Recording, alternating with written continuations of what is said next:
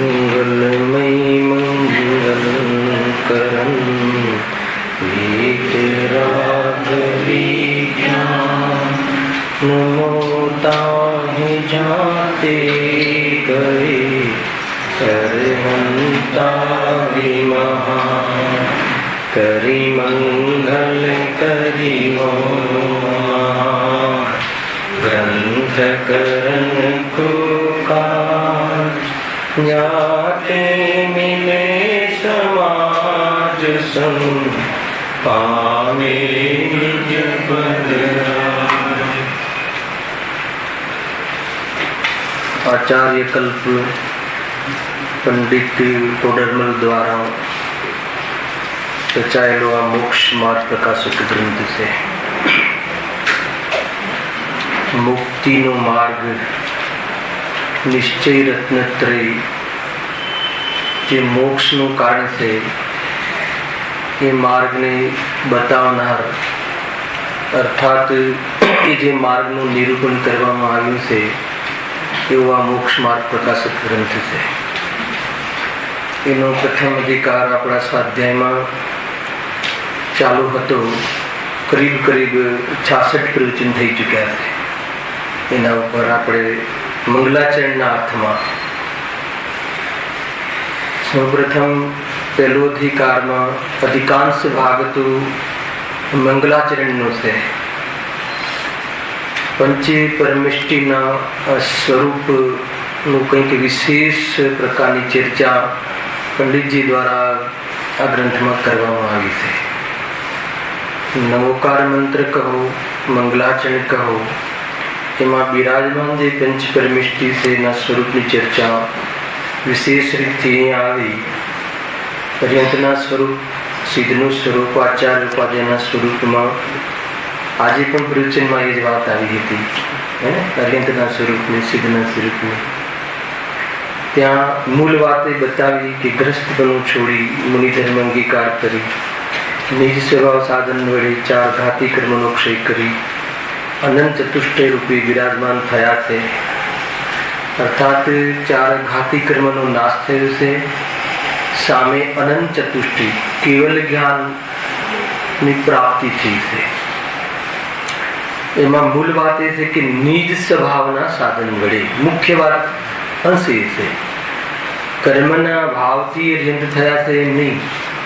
નિજ સ્વભાવને ઉત્કૃષ્ટ સાધન બનાવીને ઉગ્રપણે સાધન બનાવીને મોહરાગ દ્વેષ તમામ મોહરાગ દ્વેષનો ભાવ કર્યો છે। આત્માના ઘાતમાં નિમિત્ત બનવાવાળા ઘાતી કર્મનો ભાવ થયો છે અને એવા આનંદ ચતુષ્ટયના ધારી અર્યન પરમાત્मा से જેને જીવન મુક્ત કહેવાય છે। આજના પ્રવચન પ્રમાણે કહ્યું ભાવ મોક્ષ થયું છે અર્થાત જીવન મુક્ત થયું છે। દેહ હોવા છતાં દેહના આશ્રયપણે ન રહ્યા। જાણવાનો સ્વભાવ પણ 5 ઇન્દ્રિયના અવલંબન દ્વારા ન જાણતા તમામ આત્મ પ્રદેશો દ્વારા સર્વ પદાર્થોને લોકાલોકના તમામ પદાर्थोને ત્રણેય કાળના સમયને ઉપર એક સમયની પર્યાયમાં જાણવા રૂપે જેનું જ્ઞાન પરિણમ્યું છે એવા કેવલ જ્ઞાનને પ્રાપ્ત થયા છે અને પોતાના આનંદમાં મસ્ત છે।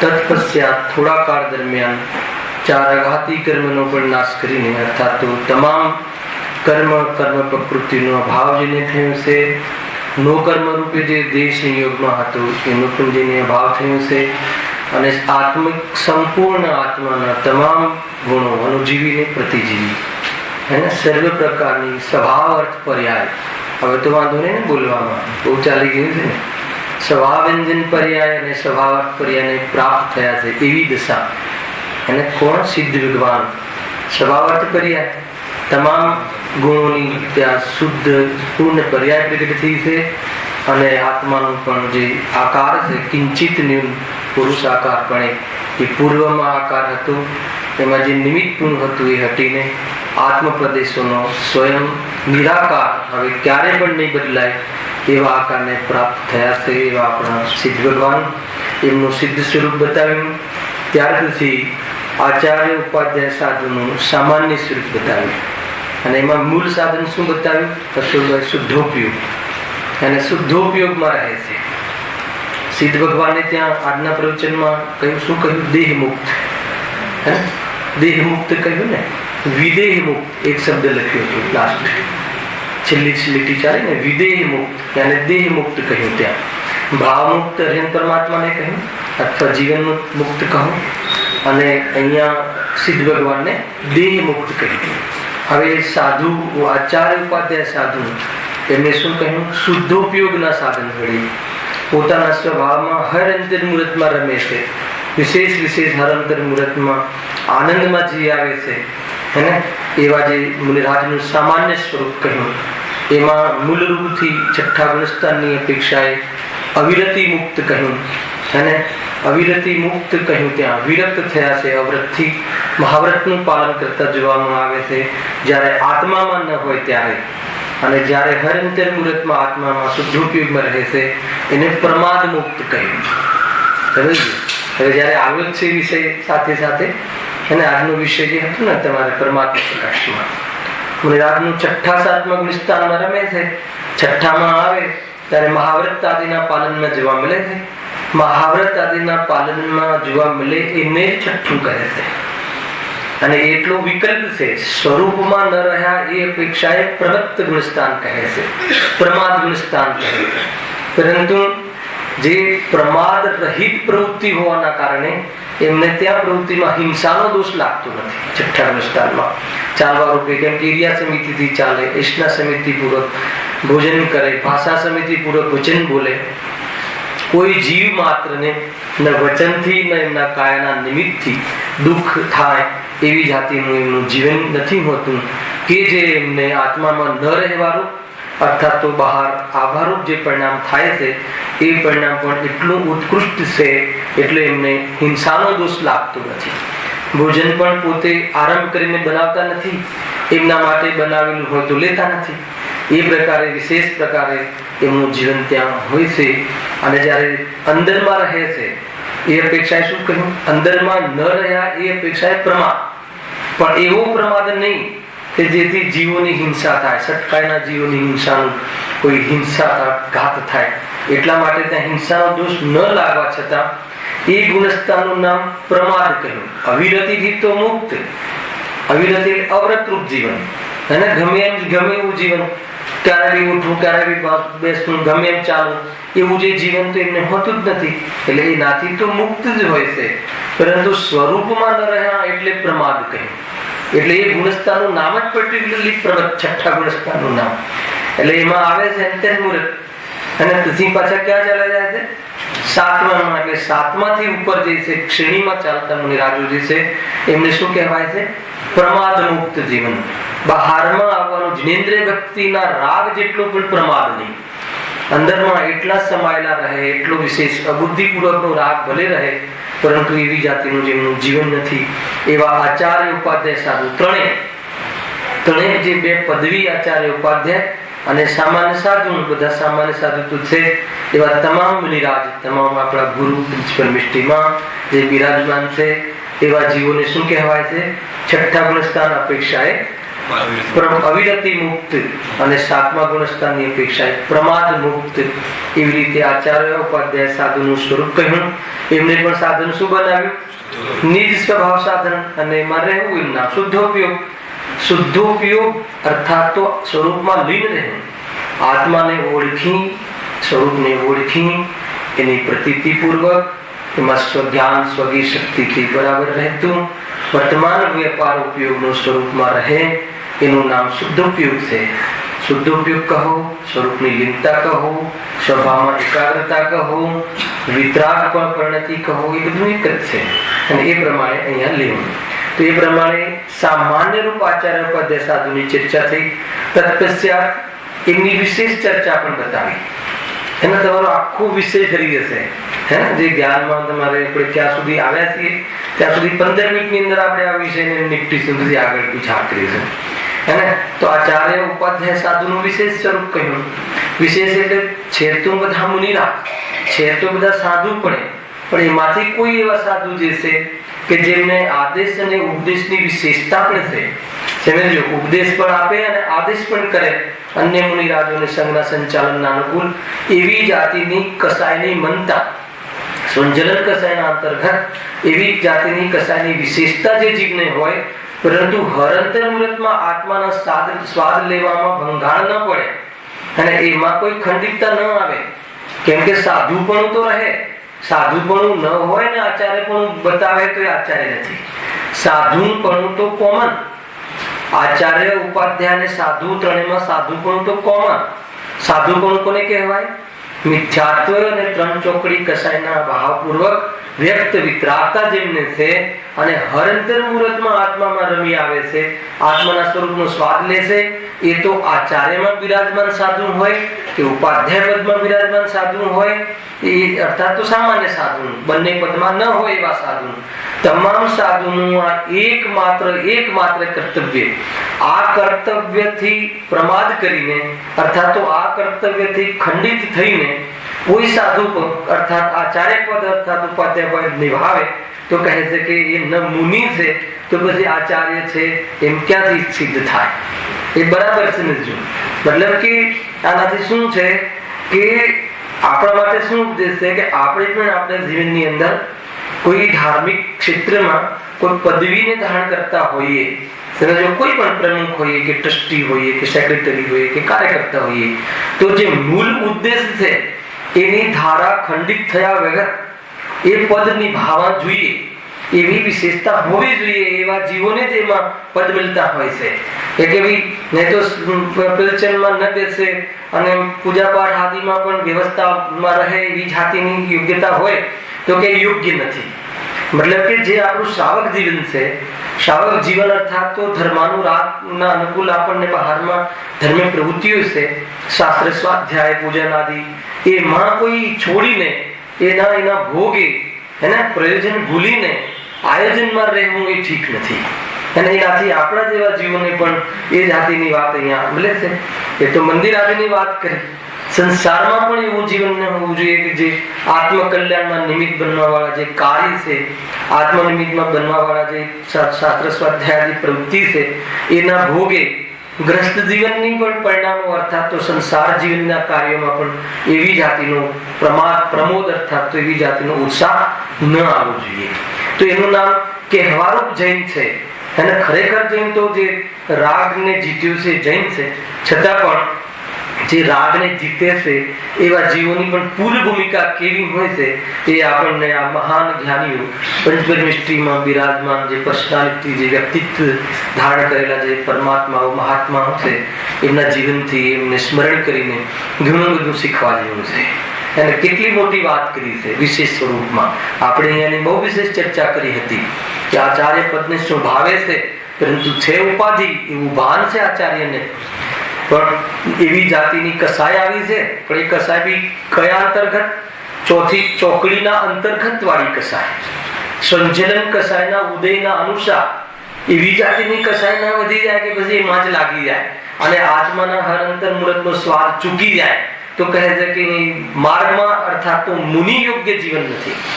જે સાધુમાં જ ન આવે, એને 10મા ધોરણમાં ભણતો વિદ્યાર્થી 10મા ધોરણનો મોનિટર હોય પણ 10મા ધોરણને યોગ્ય જ ના હોય તો એ 10મા ધોરણનો મોનિટર કઈ રીતે બની શકે? એ જ રીતે પહેલા મુનિશનમાં જે સામાન્ય સાધુ પણ તો દરેક મુનિરાજનનું હોય છે, એમાંથી આ એક વિશેષતા છે. એમને આદેશનો અધિકાર છે અને ઉપદેશનો પણ અધિકાર છે. અર્થાત એવી જાતિની નિમણૂક છે.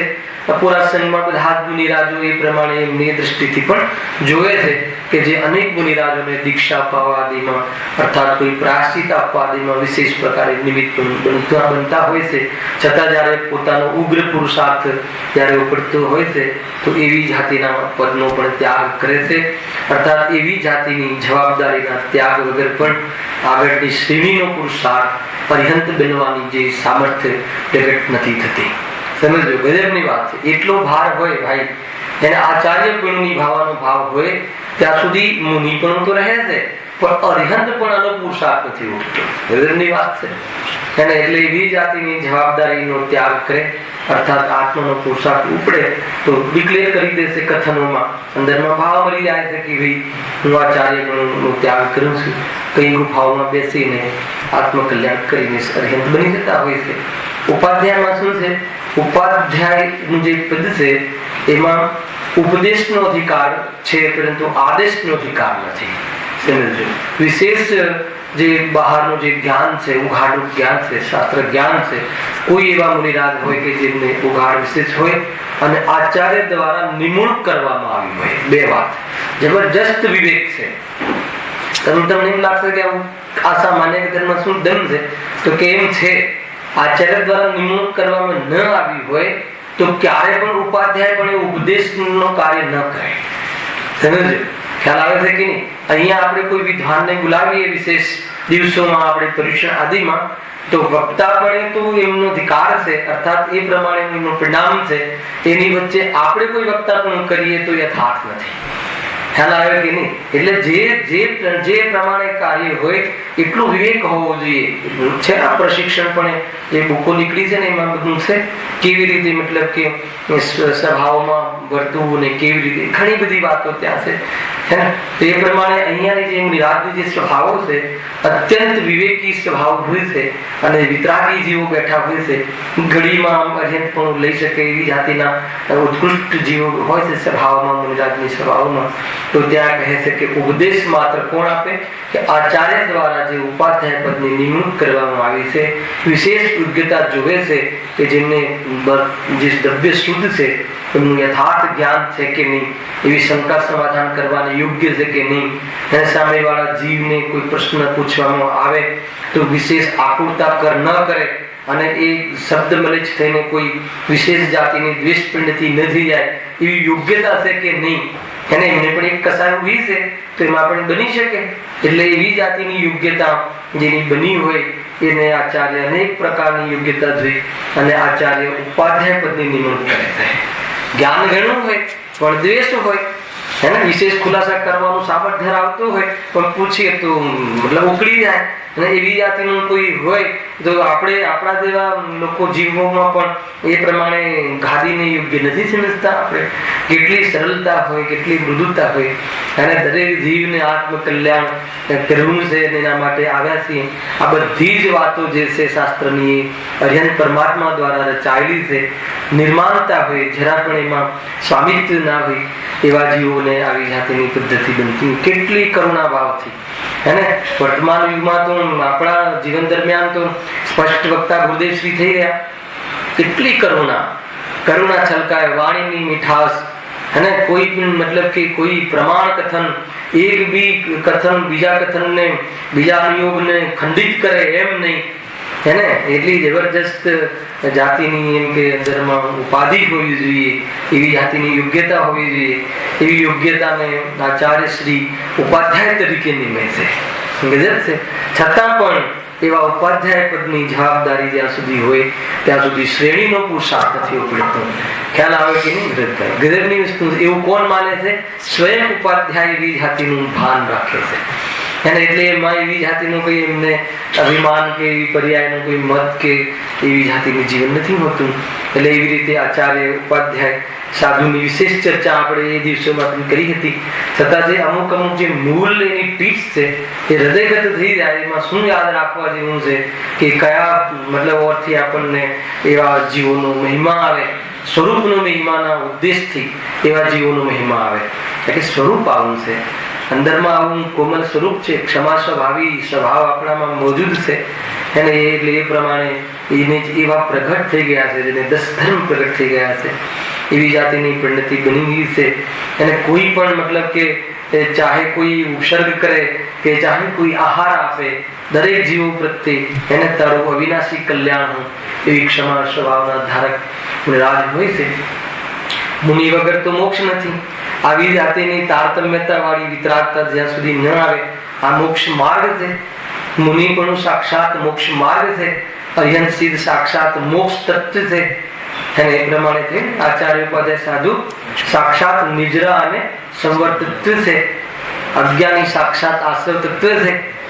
ખ્યાલ આવે કે નહીં? અને બધા આત્માઓ પરમ પારણામિક ભાવ રૂપે સિદ્ધ સમાન જીવ છે, આત્મા છે. બધું બરાબર યથાર્થ સમજવું. બધા જ આત્માઓ તો કેવા છે? સ્વભાવે તો ભગવાન સ્વરૂપ છે, પરંતુ એને જે ઓળખતા નથી એ સાક્ષાત આશ્રવ તત્વ છે. હર સમય કર્મોને આવકાર આપે છે. હર સમયે નવા નવા કર્મોનો જથ્થો બાંધે છે, સંસારમાં રખડવાના કારણો ભાગ કરે છે. ખ્યાલ આવે છે? આત્માનો પરિચય થઈ ગયો છે. રાગની કસાય અર્થાત કસાયની તારતમ્યતા, કસાયની એ લેવલ નીકળી ગયું છે. 3 ચોકડી સંબંધી એવા મહામુનિરાજ અર્થાત તો ગૌણપણે સમ્યક દ્રષ્ટિ ગ્રસ્ત દશામાં પણ સાક્ષાત મોક્ષ માર્ગ છે. ગૌણપણે સમ્યક દ્રષ્ટિ પણ લઈ શકાય. ગુરુદેવ થી લઈને ટોડરમલજી થી લઈને જે પણ ગ્રસ્ત દશામાં શ્રીમદજી થી લઈને અર્થાત અને જે સાક્ષાત મુનિરાજ કુંકુદેવાદી આચાર્ય આદિ બધા કેવા છે? સાક્ષાત મોક્ષ માર્ગ છે. રત્નત્રયના ધારી છે. જેમને આત્માના રત્નની પ્રાપ્તિ કરી છે અને એના દ્વારા, એના અજવાળા દ્વારા, અચલ અજવાળા દ્વારા એમાં રાગાદિથી વિચલિત ન થતા, સ્વામિત્વને કરતા, સ્વરૂપમાં રમતા રમતા રમતા મોક્ષ માર્ગમાં રમે છે. દુનિયાની જગ્યાએ છે અને પોતે પોતાનો મસ્ત રામ છે. અને આ રીતે જ છે સુખનો ઉપાય, બીજો કોઈ નથી. તો આવા આપણા આજે આચાર્ય પદે સાધુ શું છે? સાક્ષાત મોક્ષ માર્ગ છે. અને તત્વમાં લઈએ તો સંબંધીજરા તત્વ છે. ગૌણપણે સમ્યક દ્રષ્ટિ પણ લઈ લેવા. અને હમણાં જે કહ્યું જે મુક્તિ કયા ધારની છે એમની 6ઠા ગુણસ્થાનમાં અવિરતિ મુક્તિ છે. અને 7માંથી શ્રેણી સુધીના જે પ્રવાસ છે એકાંતરમાં એમાં પ્રમાદ મુક્તિ છે. પ્રમાદ છોડી દીધું. વ્રતમાં આવું એ પ્રમાદ છે, હે ને? આપણી અપેક્ષા સંસારના કાર્યોમાં રહેવું એ પ્રમાદ છે. સ્વાધ્યાયમાં વિશેષ રહેવું એ આપણા ધારમાં પ્રમાદ નથી. અર્થાત તો રાગ એ પ્રમાદ છે. એવી જાતિની આસક્તિ હોય કે બહારમાં જીવોની હિંસા આદિ પણ જો આપણને જોવાનો સમય પુરુષદ વિકલ્પ પરિણામ ન આવે, જે ખાવા પીવા આદિની પ્રવૃત્તિ દરમિયાન, તે બધું શું છે? પ્રમાદ છે. હિંસામાં પ્રમાદ મુખ્ય છે. હિંસા થવી ન થવી જીવોની એ આપણા આધાર પર નથી, પણ આપણામાં પ્રમાદ રહે તો હિંસાનો દોષ લાગે છે. કે મોક્ષ માર્ગ છે. મોક્ષ માર્ગમાં કેવી રીતે અહિંસા પરનો ધર્મ છે.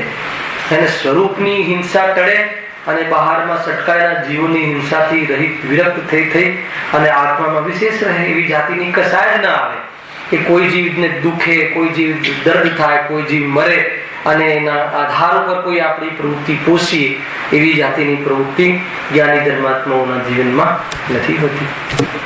કેટલા સરળ જીવન હોય છે, કેટલું મતલબ કે એવી જાતિનું આ પંચ પરમેષ્ટિનું સ્વરૂપ આપણે ઘણા વ્યાખ્યાન દ્વારા આપણે ચર્ચા થઈ હતી. ત્યાર પછી પંડિતજી આજે પંચ પરમેષ્ટિને આપણે નમસ્કાર કરીએ છીએ. આ પંચ પરમેષ્ટિને આપણે હૃદયમાં ધારણ કરીએ છીએ, અર્થાત તો પૂજીએ છીએ. એ પૂજ્યત્વનું કારણનો એક આખો ટોપિક લીધો અને એનો અહીંયા વિસ્તાર કર્યો હતો.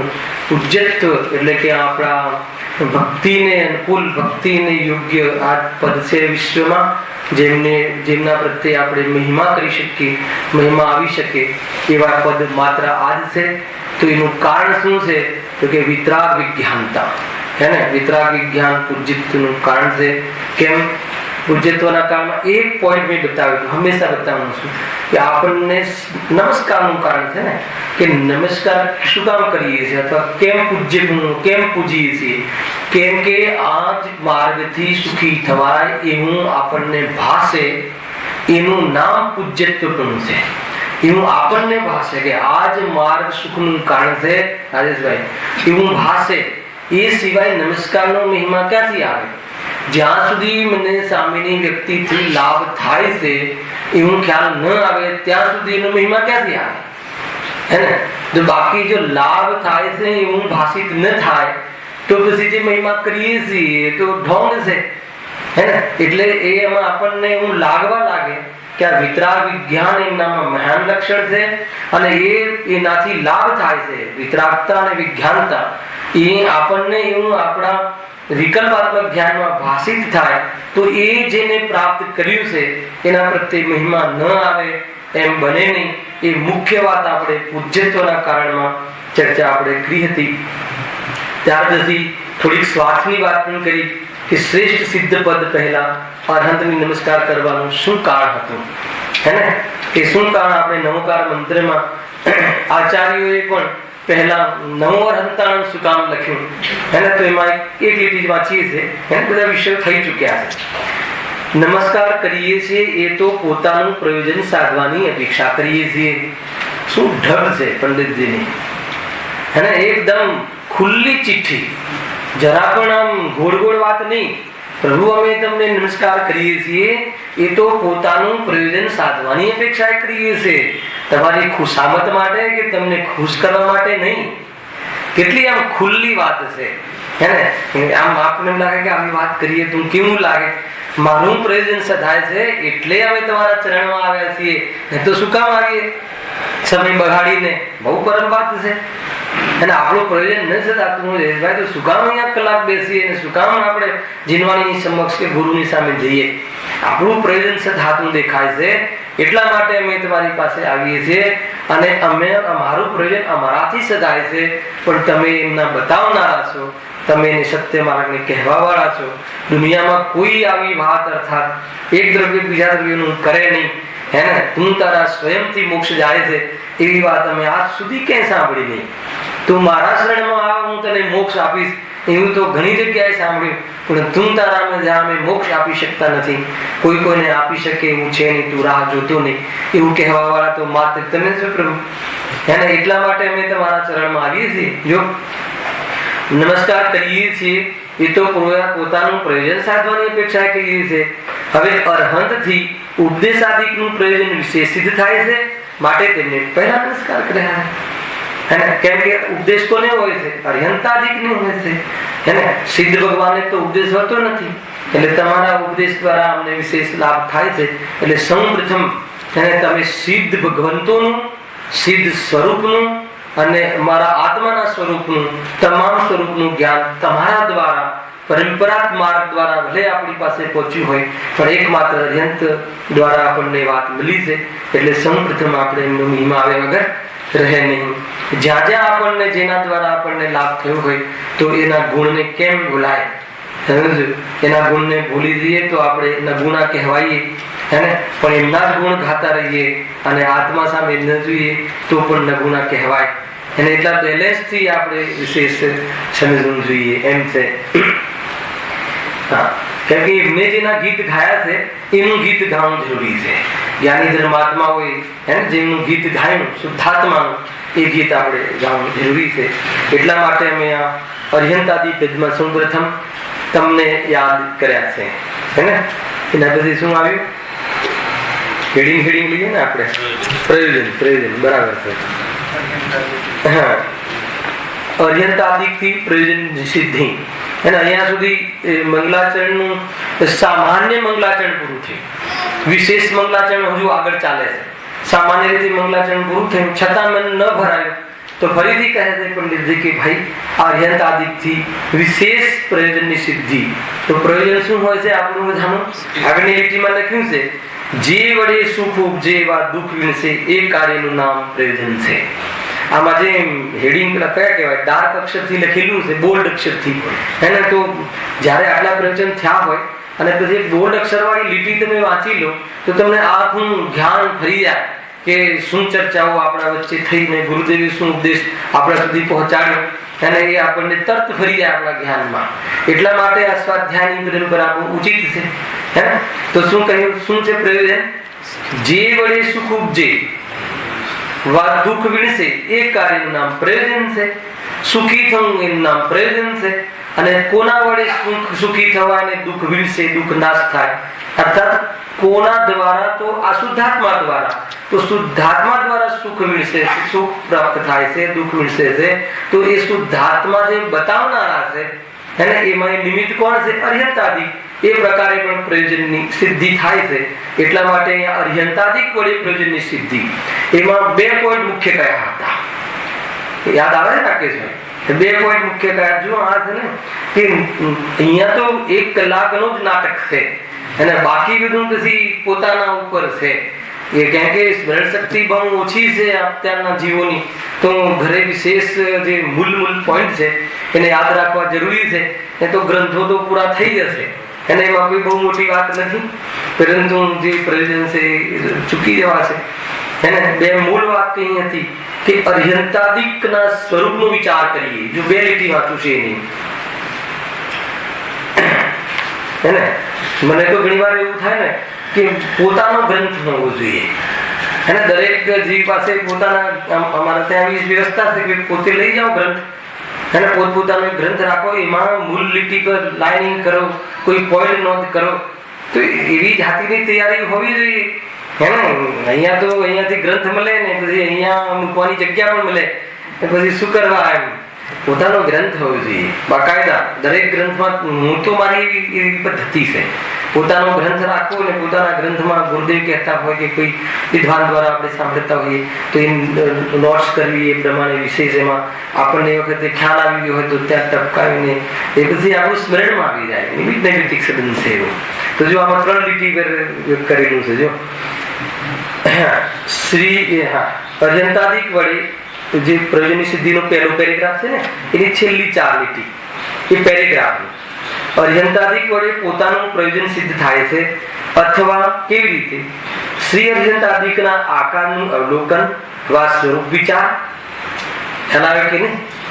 તેમના વચનનું શ્રવણ, નિકટવર્તી હોવું અથવા તેમના અનુસાર પ્રવર્તવું.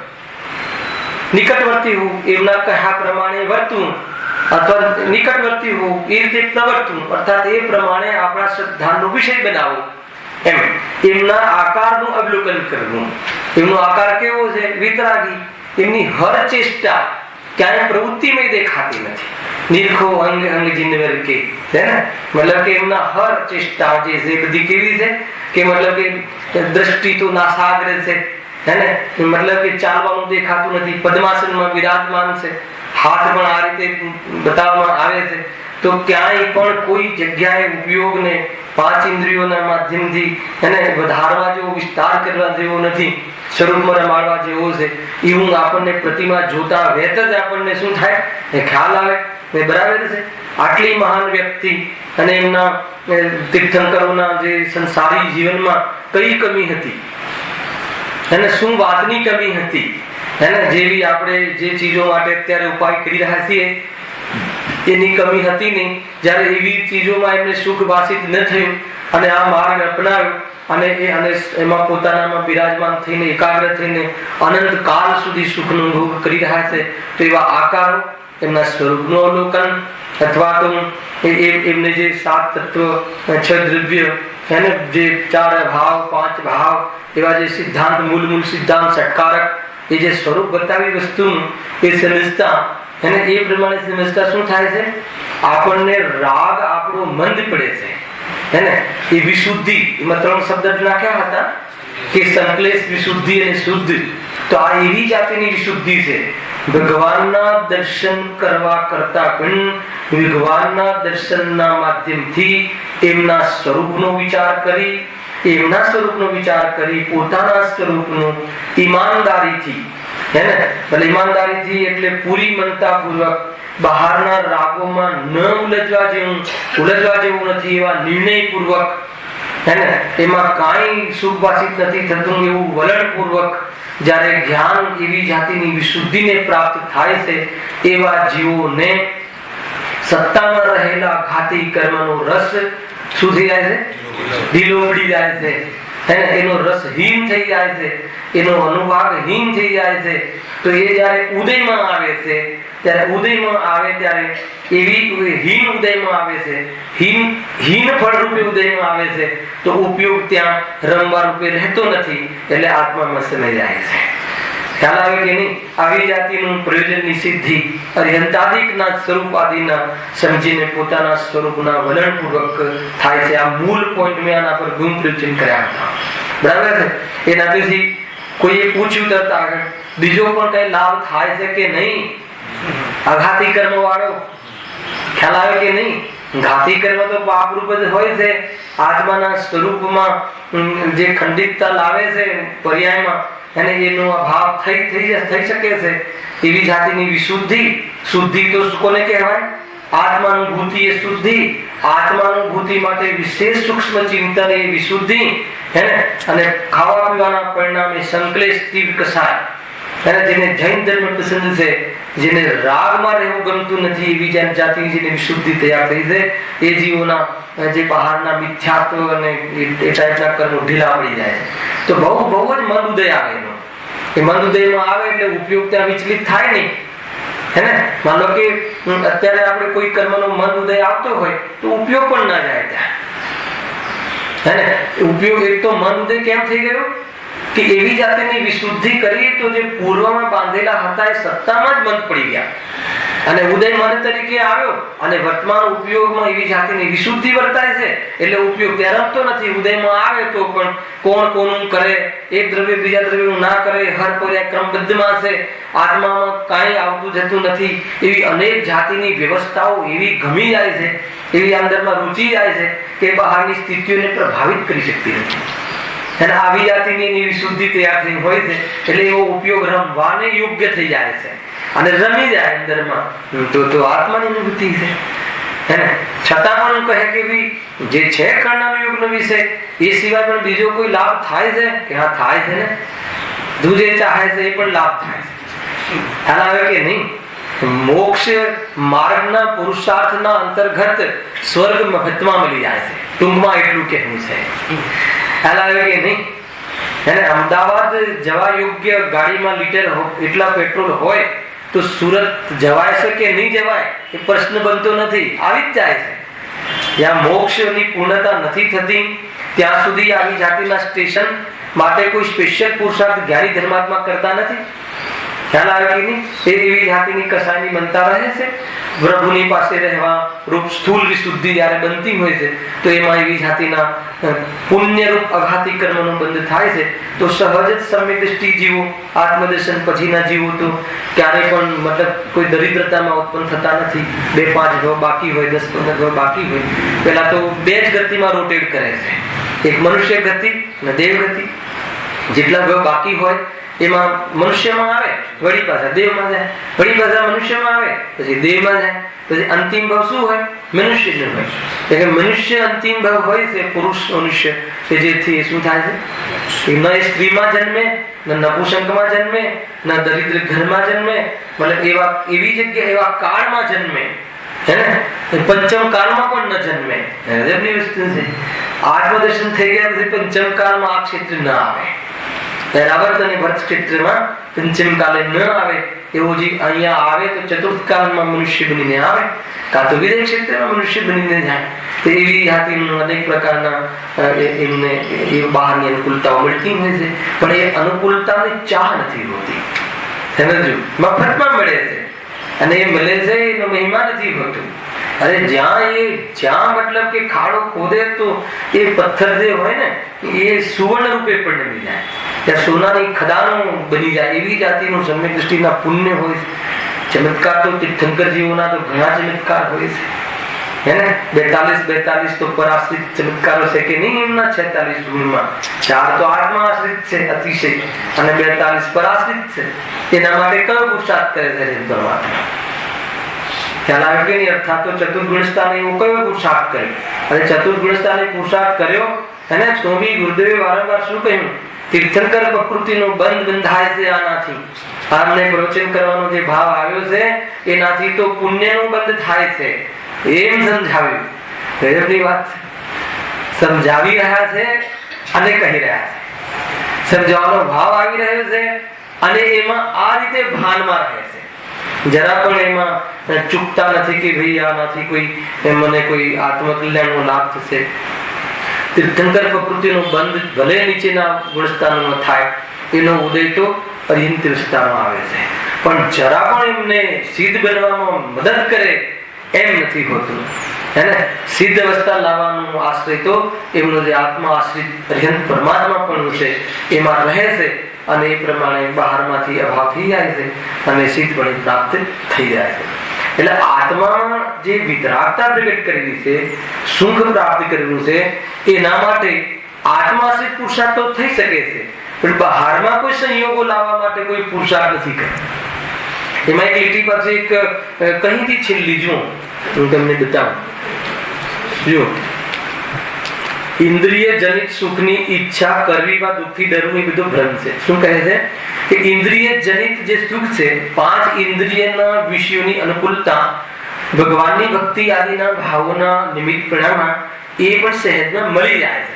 પછી એમાં એક આપણને એલર્ટ કરે છે પંડિતજી. શું એલર્ટ કરે છે? વળી એવા પ્રયોજન અર્થે અર્યંતાદિકની ભક્તિ કરવા છતાં પણ તીવ્ર કસાય હોવાથી પાપ બંધ થાય છે, માટે એવા પ્રયોજનના અર્થી થવું યોગ્ય નથી.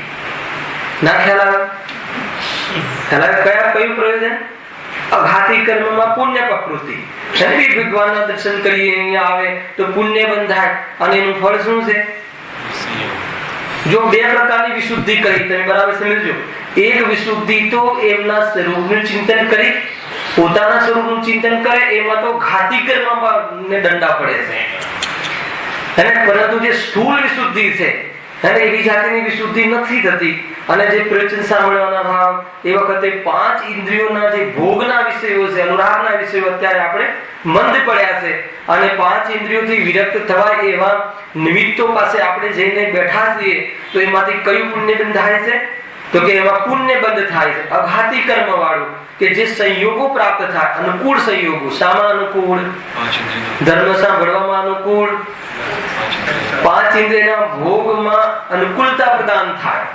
અને સમ્યક દ્રષ્ટિને પણ ચક્રવર્તી પદ મળે છે. તો ચક્રવર્તી પદ શું છે?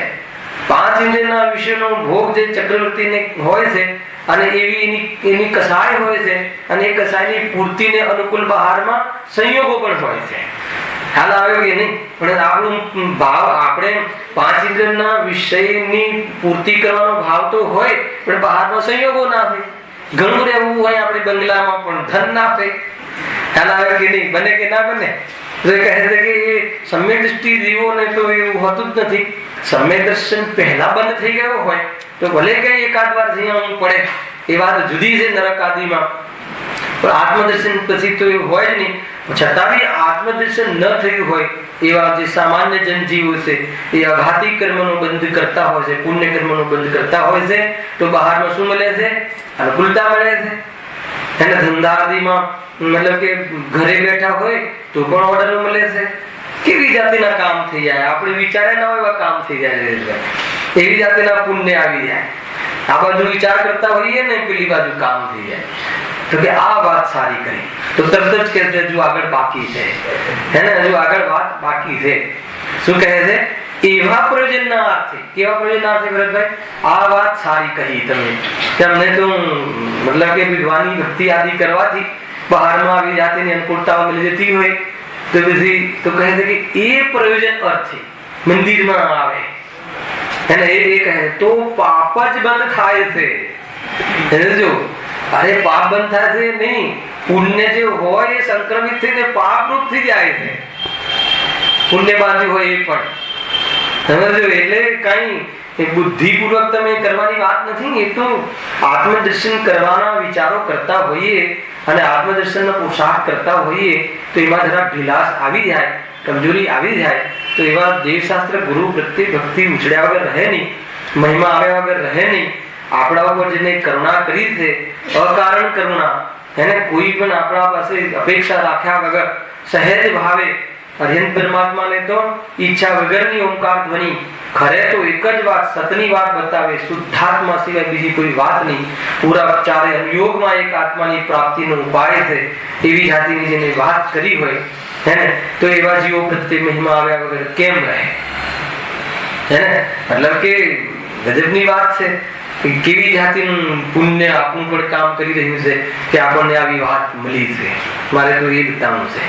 પણ એવી વાત મળી છે, અને એ જે શ્રુત છે એ આત્માની અનુભૂતિમાં નિમિત્ત બને.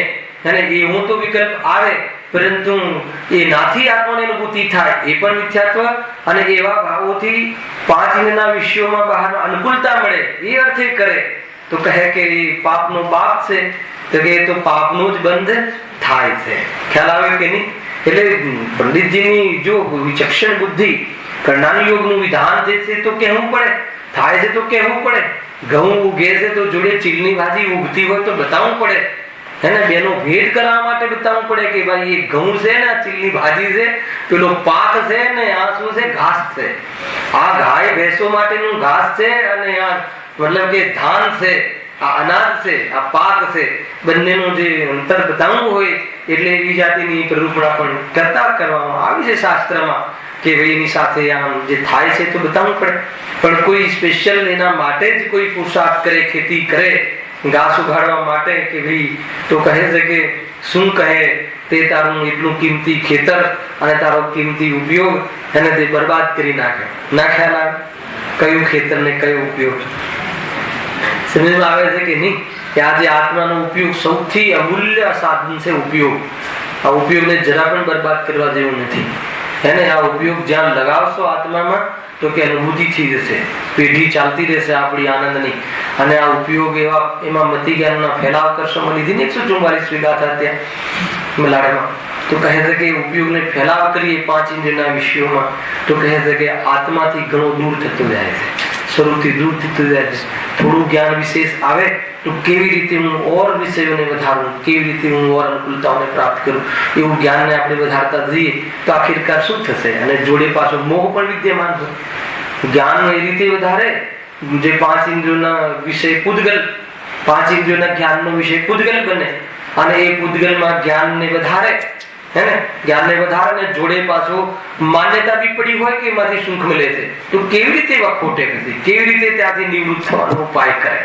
એને તો માંડ શ્રી ગુરુ દ્વારા આપણને આ વાત મળી છે. તો એ રીતે પુણ્યની રુચિ છોડાવવાની વાત છે ભાઈ. પુણ્યને છોડાવવાનું ના હોય, પુણ્ય છૂટી જાય. પુણ્યની રુચિ તો પાપ પુણ્ય બંનેની સાથે છૂટે. સમજજો, આ બહુ મતલબ કે સમાજની અંદર જશુભાઈ આ બહુ મોટો પ્રશ્ન છે કે તમે પુણ્ય પર કેમ મતલબ કે દ્વેષ કર્યો છે. કે પુણ્ય પર દ્વેષની વાત નથી. પાપ પુણ્ય બંને આત્માનો ભાવ નથી. આત્માનો ભાવ તો એક સંકલેશ, એક વિશુદ્ધ ને એક શુદ્ધ. આત્માનો ભાવ શુદ્ધ ભાવ આત્માનો ભાવ છે અને પેલા બંને વિકારી ભાવો છે. રુચિ બંનેની એક સાથે તૂટે છે અને પરિણામોમાં અભાવ પેલા અશુભનો થાય છે અને શુભનો ક્રમથી અભાવ થાય છે. બસ આટલો માર્ગ છે. શુદ્ધતા જેમ જેમ વધતી જાય છે એમ બહારમાં શુભ ભાવનો પણ અભાવ થતો જાય છે અને અશુભ તો બુદ્ધિ પૂર્વક છોડવામાં આવે છે.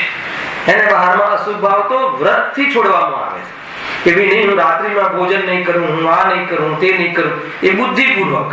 અને આત્મામાં જેમ જેમ જવાય એમાં જે છોડવાના ભાવ, જે શુભ ભાવ છે એ ભાવ પર વિકલ્પ પણ છૂટતા જાય છે અને આત્માની અનુભૂતિ થાય.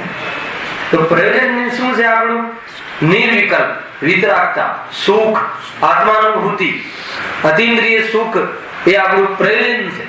પેલા પ્રયોજન તો સુખ છે પણ સુખ કોને કહેવાય? અતિન્દ્રિય સુખ, વિતરાગતાને સુખ કહેવાય. કોઈ જગ્યાએ રાગ જ ઉત્પન્ન ના થાય ને એને સુખ કહેવાય. કોઈ વસ્તુની જરૂરત જ ના પડે એવી જાતિની પૂર્ણતાની લક્ષ્ય કરવું એનું નામ સુખ કહેવાય. કેમ કે સુખની જરૂર તો છે પણ પેલા તો સુખ શું છે એ પણ ખ્યાલ હોવો જોઈએ. તો કે વાત બરાબર છે, મારે પણ સુખી થવું છે, હે ને? તો શું સુખી થવું છે? મતલબ શરીર નિરોગી રહે, હે ને, એટલે બહારમાં બધું અનુકૂળતા મળે. તો કે એ સુખ નથી, એમાં સુખ વાસિત થાય છે એ તો દુઃખ છે. અને એવી જાતિની મતલબ કે સાચી સમજણ અને યથાર્થ વાતો આપણને દિવાળીના માધ્યમથી મળે છે. ખ્યાલ આવે છે કે નહીં? ગજબની વાત છે ભાઈ. જો ત્યાં સુધી તો આપણને શું વાત આવી કે અર્જંતાદિકથી પ્રયોજનની સિદ્ધિ, અને એના પછી છતાં પણ જો અહીંયા લખ્યું પ્રથમ ગ્રંથની શરૂઆતમાં મંગળ કર્યું તેનું શું કારણ, એ પેરેગ્રાફની અંતિમ લાઈન છે. એમાં ફરીથી એક વિષય બનાવે છે. અહીંયા પંડિતજી કહે છે કે ભાઈ અર્યંતાદિકથી પ્રયોજનની સિદ્ધિ, એમના સ્વરૂપની સમજણ, પછી પૂજ્યત્વનું કારણ, પછી એમના અર્યંતાદિકથી પ્રયોજનની સિદ્ધિ, એની ચર્ચાથી ફરીથી એકવાર એમને ગ્રંથની શરૂઆત કરતા પહેલા મંગલાચરણ જે અહીંયા મેં કર્યું છે એનું કારણ શું છે એ બહુ મહત્વની વાતો એમાં આવી. કે મંગલાચરણ કરવાનું કારણ શું છે? તો એક જ કારણ છે કે નિર્વિઘ્ન રૂપે શું છે આ ગ્રંથની પૂર્ણતા થાય. એક સામાન્ય કહ્યું તો ત્યાં ઘણા પ્રશ્નો ઉભા કર્યા એમને કે તમે એમ કહો છો કે આ મંગલાચરણ કરવાથી આ ગ્રંથની નિર્વિઘ્ન પૂર્ણતા થાય. સમજો, તો જે લોકો અન્યમતી છે, જે બીજા શાસ્ત્રો રચે છે અને એ લોકો તો આ મંગલાચરણ કરતા નથી તો પણ એમના શાસ્ત્ર પૂર્ણ થઈ જાય છે. એનું શું કારણ છે? તો ત્યાં પંડિતજી કહે છે કે એ તો બધા કસાયોને પૃષ્ઠ કરવા વાળા શાસ્ત્ર છે. અગર એમાં આ વિતરાગ દેવનું મંગલાચરણ કરે તો ગેરંટીથી એ બધા શાસ્ત્રો પૂર્ણ ન થાય. ના સમજાય? ખ્યાલ આવે કે નહીં? જે તીવ્ર કસાયના શાસ્ત્રો લખવા હોય, શૃંગાર રસના શાસ્ત્રો લખવા હોય, શૃંગાર રસના પનું ચડે એવી જાતિના શાસ્ત્રો લખવા હોય અને એમાં વિતરાગી દેવને યાદ કરે તો એ શાસ્ત્ર લખી શકે તો કે એ તો કે આ મંગલાચરણ કરે તો કહે છે કે પૂર્ણ જ ન થાય એટલે ત્યાં મંગલાચરણનું વિધાન નથી.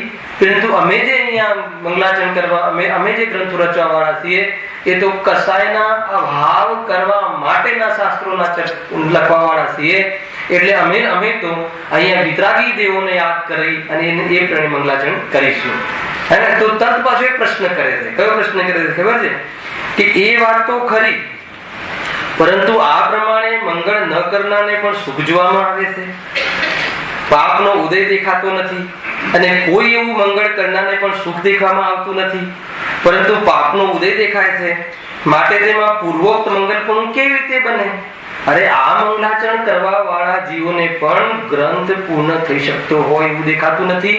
સ્વયં એમના જીવનની અનુભૂતિ છે અને એ ગ્રંથ પૂરો ના કરી શક્યા અને ઉપરથી મંગલાચરણ કર્યું છતાં આ ગ્રંથની રચનાની નિમિત્તે મરણના પ્રસંગો આવ્યા તો તમે એમ કહો છો હે ને? તો પછી કેવી રીતે મંગલ કર્યું કહેવાય? ગજબનું છે ને આ તો. મતલબ કે બધાનો પ્રશ્ન છે કે વર્તમાનમાં 82 કરતા જેવા જીવો દેખાય છે તો પણ એમના જીવનમાં બહારમાં મતલબ કે પુણ્યનો ઉદય ઘણો દેખાય છે, બહારમાં અનુકૂળતા ઘણી દેખાય છે અને જે ધાર્મિક જીવો છે એને બહારમાં પ્રતિકૂળતા ઘણી દેખાય છે. આ જ્વલંત પ્રશ્ન છે દરેક જીવનો. અને એક સામાન્ય જયેશભાઈ આપણે ચર્ચા કરીએ ને આમ બધા ભેગા થયા હોય તો તરત જ આપણને આ પ્રશ્ન કે શું વાત કર્યો છો તમે? ધર્મ કર્યો છો પણ ધર્મ કરવા વાળા જીવો તો રોટલા ભેગા પણ થતા નથી એવું જોવા મળે છે. અને જે લોકો એમના જે ઈષ્ટદેવ છે, મહાવીર ભગવાન તો ભૂલી જાઓ, પણ એમના જે પોતાના ઈષ્ટદેવ છે ત્યાં પણ જતા નથી તો પણ બહારમાં કેવી જાતિનો યોગ મળે છે? તો કે એનો શું જવાબ છે? એને તો મંગલ જ કર્યું નથી, મંગલ કરે છે તો પણ બહારમાં અનુકૂળતાઓ મળે છે. આ પ્રશ્ન દરેક જીવને થાય છે. આપણા વચ્ચેની વાત કરું છું કે કેવું સરળ છે કે છોકરાઓ હમણાં યંગ છોકરાઓ આપણા ઘરમાં આ કરે, તમે આખો દિવસ શાસ્ત્ર વાંચો, આ કરો તો કરો એને તો પણ બહારમાં પ્રતિકૂળતાઓ આવે છે. જુઓ ઓલા લોકો કે મંદિર પણ નથી જતા પણ કેટલા આગળ વધી ગયા એને આપણું સામર્થ્ય ઓછું થઈ જાય અર્થાત આપણી બહારની એ પુણ્ય ઓછા થઈ જાય એટલે દીકરાઓ પછી આ બધું બોલવા લાગે. શું કર્યું આખું જીવન? શાસ્ત્ર જ વાંચ્યું. શું કર્યું આખું જીવન? સાંભળ્યું છે કે નહીં? આવું ઘણી જગ્યા જોવા મળે છે. કઈ બહુ મોટી વાત નથી. શરીરમાં તો ન કહે પણ પછી આપણે બી ઉંમર વધતી જાય, આપણી બોલવાનું સામર્થ્ય ના હોય અને પછી છોકરાઓ કહેજો બીજાના બાપા તો કેવું મતલબ કે જવાનીમાં મતલબ કેટલું બધું અહીંયા આવીને આ જમીન ખરી તે કર્યું અને તમે શાસ્ત્રમાં રહ્યા મારે તો જુઓ હવે શું થયું. ખ્યાલ આવે કે નહીં? હવે એને કઈ રીતે સમજાવે તો કે અહીંયાનો જવાબ પંડિતજી પાસે છે. સમજો, બહુ ઊંચો જવાબ છે. હું વાંચીને બતાવું. આની ચર્ચા બહુ થઈ ગઈ છે પણ થોડુંક સ્મરણ થઈ જાય. બધી સ્વીટ મેમરી છે આ. જીવોનો સંકલેશ વિશુદ્ધ પરિણામ અનેક જાતિના છે. હે ને? સંકલેશ એટલે પાપ પરિણામ અને વિશુદ્ધ એટલે પૂર્ણ પરિણામ. અનેક જાતિના છે. જેથી પૂર્વે અનેક કાળમાં બાંધેલા કર્મ એક કાળમાં ઉદયમાં આવે છે. ખ્યાલ આવે કે નહીં? મતલબ કે પહેલા મતલબ બે પ્રકારના પરિણામ કહ્યા, પાપ પરિણામ અને પુણ્ય પરિણામ. જીવને અનેક જાતિના પાપ પુણ્ય પરિણામ કરેલા હોય છે અને એ કહે છે કે અનેક કાળમાં બાંધેલા કર્મ એક કાળમાં ઉદયમાં આવે છે. ઉદયના થાય છે. આ જબરજસ્ત ખેલ છે આ.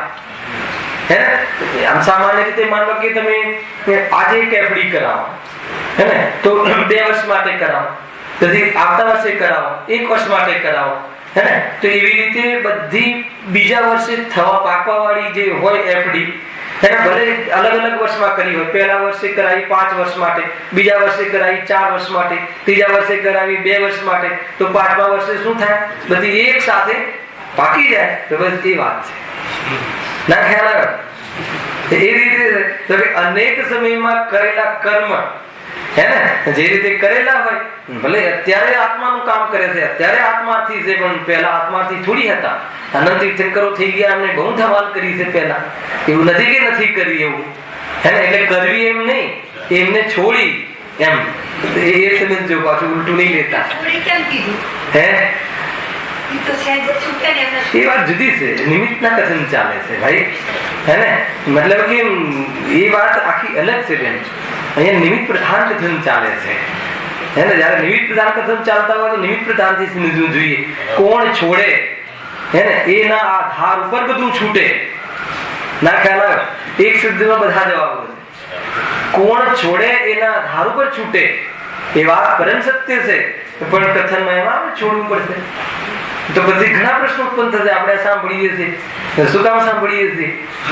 ઘણી બધી વાતો થશે. અત્યારે આપણે નિમિત્ત પ્રધાન કથન છે ને, એટલા માટે એવી એમને પણ એવી જાતિની પ્રવૃત્તિઓને ત્યાગ કર્યો. હવે કઈ રીતે કર્યો તો પછી વાત આવશે કે કરવા એમને છોડવામાં કાંઈ કર્યું નથી, આત્માના અવલંબનથી છૂટ્યું છે, એ બધી અલગ વાત છે. એને એ પ્રમાણે જે પ્રમાણે વિવક્ષા હોય એ પ્રમાણે અહીંયા તો કહે છે કે એક કાળમાં બાંધેલા અનેક કર્મ ઉદયમાં આવે છે. એટલા માટે એ પ્રમાણેની સ્થિતિઓ દેખાય છે કે આગળનું થોડી જોયું છે. આપણે હમણાં આગળનું જ્ઞાન આવે મેં કેવા જાતિના બધા નાટક કર્યા છે અને એ વાત બંધન બધા ઉદયમાં આવ્યા છે. તો એક સાથે ઉદયમાં આવે એમાં કોઈ, અને તો ખરવા માટે આવે છે, ઉદય ના થાય. એ વખતે આપણને જીવતા આવડ્યું છે એમ. જો કાળમાં બાંધેલા કર્મ એક કાળમાં ઉદયમાં આવે છે. માટે જેમ જેને પૂર્વ ઘણા ધનનો સંચય કર્યો હોય તેને તો કમાયા સિવાય પણ ધન જોવામાં આવે છે. એને અહીંયા ધનનું ઉદાહરણ આપે. પૂર્વમાં આપણે ઘણું કમાયા હોઈએ, હે ને, આપણી પાસે 50 કરોડ થઈ ગયા હોઈએ, હે ને, તો અત્યારે આપણે કોઈ ઋણ ના હોય, દેવું ના હોય, ભલે ખર્ચતા હોઈએ તો પણ એમાં એમ લાગે કે આની પાસે ઘણું બધું છે એમ. ધન જોવામાં આવે છે, દેવું દેખાતું નથી. પરંતુ જેને પૂર્વનું ઘણું ઋણ હોય, ઘણું દેવું હોય, હવે ઘણું આપણે 50 કરોડનું દેવું કરી આવ્યા હોય અને ભલે અત્યારે 10-10 કરોડ કમાતા હોઈએ, પરંતુ દેવું જ દેખાય, કેમ કે આગળનું દેવું ચૂકવાય છે. સમજો? તો કહે છે કે એટલે એને કમાતો હોય એવું દેખાતું નથી. ખ્યાલ આવે ને? એ રીતે છતાં પણ દેણદાર દેખવામાં આવે છે, ધન દેખાતું નથી. પરંતુ વિચાર કરતા પણ ખરેખર જોવામાં આવે તો કમાવું એ ધન થવાનું જ કારણ છે, પણ ઋણનું કારણ નથી. પણ ખરેખર તો જો ખરેખર તેમાં જઈને જોઈએ તો ઓલો કમાય છે જેને દેવું નથી એ કમાય છે, કે જેને દેવું છે એ કમાય છે? કોણ કમાય છે ભાઈ? જેને દેવું છે કમાઈ રહ્યો છે, પણ પૂર્વનું દેવું ઘણું છે એટલે વર્તમાનમાં એવું દેખાતું નથી, ઋણ જ દેખાય છે, કમાવું દેખાતું નથી. પણ ધનનું મળવું એ કમાવું છે, ધન તો એને મળી રહ્યું છે. એ રીતે તો આનાથી જો કેવું આપણે વેપારી આલમમાં બોલવાનું હશે એટલે એમને આ વાત બતાવી. એટલે એમ કહે છે કે પૂર્વમાં ઘણા કર્મનો બંધ કરેલો છે, એટલે વર્તમાનમાં એનો ઉદય છે, એટલે બહારમાં એ જાતિની મતલબ કે સ્થિતિ દેખાય છે. પરંતુ પેલા જે લોકો 88માં છે એમને પૂર્વમાં પુણ્યનો બંધ છે, એટલે અત્યારમાં એને એવી જાતિનું એ પ્રમાણે બહારમાં અનુકૂળતા દેખાય છે, પ્રતિકૂળતા દેખાતી નથી. એમ સમજવું એટલું અહીંયા કહ્યું. જો પરંતુ વિચાર કરતા કમાવું એ ધન થવાનું જ કારણ છે, પણ ઋણનું કારણ નથી. તે પ્રમાણે પૂર્વે જેને ઘણું પુણ્ય બાંધ્યું હોય તેને અહીં એવા મંગળ કર્યા વિના પણ સુખ જોવામાં આવે છે. ભલે ભગવાનને ના માને, ભગવાનનો વિરોધ કરે, વિતરાગીઓનો વિરોધ કરે, હેને, તો પણ હેને મંદિરો ના બાંધવા દે, જીનવાણી મંદિરમાંથી બહાર કાઢે, આપણને એવું લાગે કે તો પણ બહારમાં મતલબ કે ગજબનું બહારમાં એને પૂર્વનું પુણ્ય હોય તો કોઈ બગાડી શકતું નથી. કેવી જાતિની આ તો આની ચર્ચા પહેલા કરેલી છે. પાપનો ઉદય દેખાતો નથી. વળી જેને પૂર્વે ઘણું પાપ બાંધ્યું હોય તેને અહીં એવા મંગળ કરવા છતાં પણ સુખ દેખાતું નથી. પાપનો ઉદય દેખાય છે. હવે મૂળ વાત, પરંતુ વિચાર કરતા એવા મંગળ તો સુખનું જ કારણ છે, પણ પાપના ઉદયનું કારણ નથી. કે ભલે અત્યારે અમને પાપનો ઉદય છે, પરંતુ અમે જે મંગળ કરી રહ્યા છે, આ મંગલાચરણ કરી રહ્યા છીએ, એ તો અમારા હવે અત્યંત સુખનું જ કારણ બનવાનું છે. ભલે અમારા પૂર્વના ઉદયમાં આવીને અમને બહારમાં અનુકૂળતા મળતી નથી, બહારમાં એવી જાતિનું સ્વાધ્યાય કરવા સંબંધી પણ બહારમાં યોગ મળતો નથી, પરંતુ અમારી જે એ બાજુની જે ધારણા છે, અમને દેવશાસ્ત્ર ગુરુ પ્રત્યેનું અમારું ઢલાન છે, એનું મંગલાચરણ અર્થાત તો એ અમે મંગળ કાર્ય કરી રહ્યા છીએ, એ હવે અમારા આત્માના સુખમાં નિમિત્ત બનવા વાળું છે. એટલે અમારે કર્મના ઉદય પર અમારી દ્રષ્ટિ નથી. એવી જાતિની વાત અહીંયા કહી ફરી પાછો બીજો પ્રશ્ન ઉપાડે છે, એની ચર્ચા આપણે આવતીકાલે કરીશું. માત્ર એટલી જ વાત પ્રશ્ન વાંચીને છોડીએ છે. એ વાત તો તમારી સાચી છે. અમે માની લીધું કે કર્મના ઉદયના વાત અમે થિયરી સમજી ગયા, પરંતુ જીન શાસનમાં ભક્ત દેવાદિક છે, તેઓએ એવા મંગળ કરવા વાળાને સહાય ન કરી તથા મંગળ ન કરનારને દંડ ન આપ્યો. તેનું શું કારણ? એને એ જૈન ધર્મની સહાય કરવા વાળા જે જીવો છે એને જીન શાસનના ભક્ત છે, એને સહાય કરવી જોઈતી હતી આપણને, અને પેલાને દંડ આપવો હતો. તો પછી એનું શું કારણ? એની ચર્ચા આપણે સામાન્ય ચર્ચા કાલે કરીશું. પછી આપણે જે લાસ્ટ વ્યાખ્યાન ક્યાંથી છોડ્યું હતું, અહીંયા ગ્રંથની પ્રામાણિકતા અને આગમ પરંપરા, એની ચર્ચા કાલે આપણે પ્રારંભ કરીશું.